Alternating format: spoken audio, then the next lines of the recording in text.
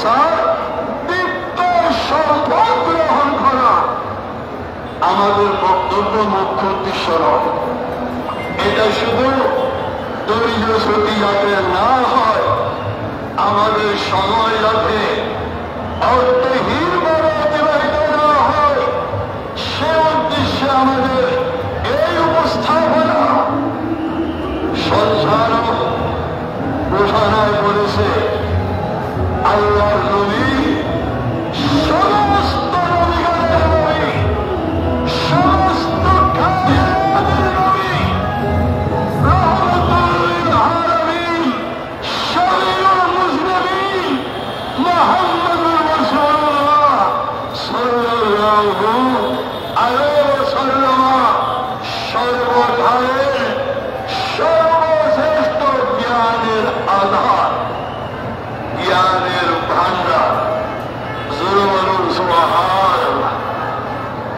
কোরআনে কারীমে আল্লাহ রাব্বুল আলামিন ইরশাদ করেছেন, আপনারা সবাই জানেন সুন্নি ওলামায়ে কেরামের জলসায়, সভা, সেমিনারে ওলামায়ে কেরামের সঙ্গে আপনাদের যে সার্বক্ষণিক শ্রদ্ধার বন্ধন, মহব্বতের সন্ধ, এর বর্ণনা বাতিল পন্থীদের চেয়ে আরো বড় আলেম হয়ে গিয়েছে।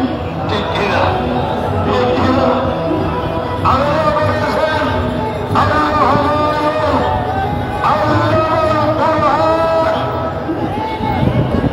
রহমান রহিম, দয়াময়, দয়া পরবশ, দয়ার বান্দা আল্লাহ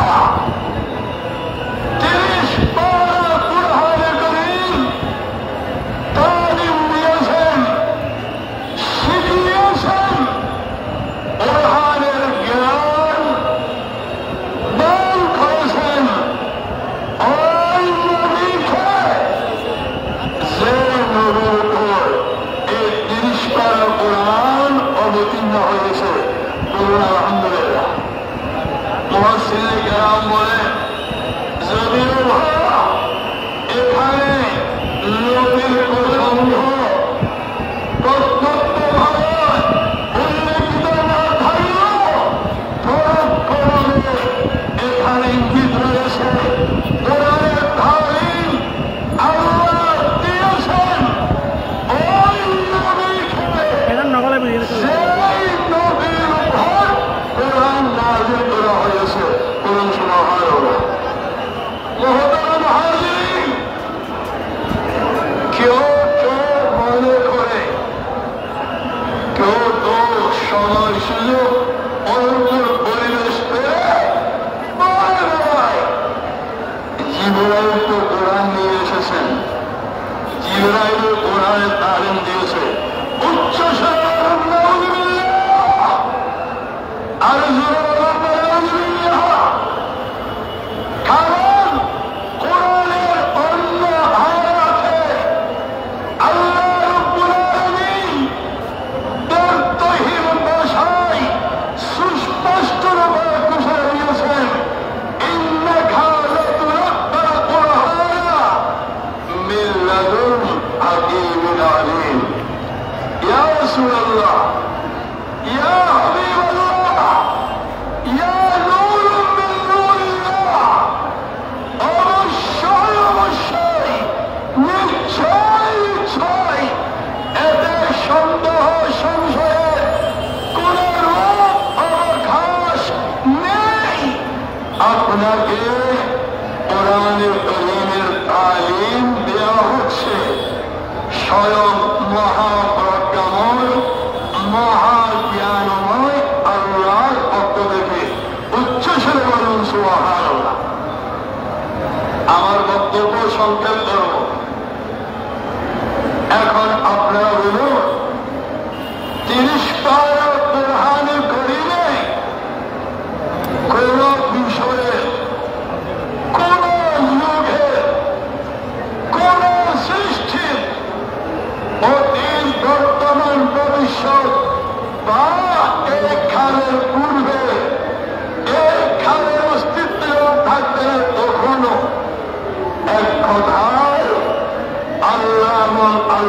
সমগ্র মহলুকাতের কোন বিষয়ের বর্ণনা, উপস্থাপনা, নির্দেশনা কোরআনে নাই। কেউ বলতে পারবে? কেউ বলতে পারবে? বলতে হবে আল্লাহ ইলাইকাল কিতাব তিবিয়ানাল লিকুল্লি শাই।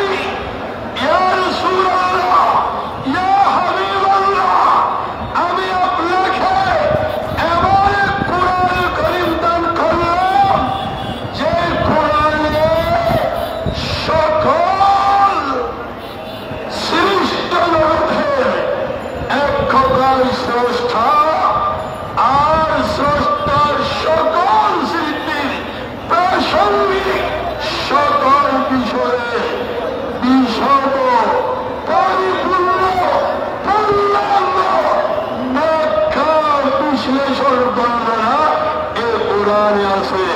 জোরে সুবহানাল্লাহ। তাহলে বলা যাবে না কোরআনে কিছু নেই, সব আছে। সাইমানে ওলামায়ে কেরাম জানেন এগুলো আপনাদের সামনে প্রাসঙ্গিক নয়।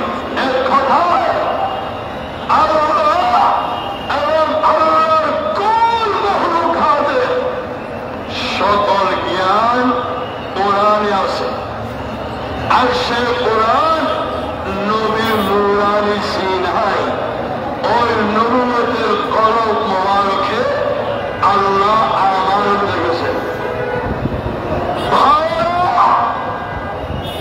সাত আসমান, সাত জমিন, শক্তিধর সৃষ্টি পর্বত রয়েছ যে কোরআনকে ধারণ করতে, পালন করতে, সংরক্ষণ করতে সাহস করেনি, সবিনয়ে অক্ষরতা, অপারগতা প্রকাশ করেছিল।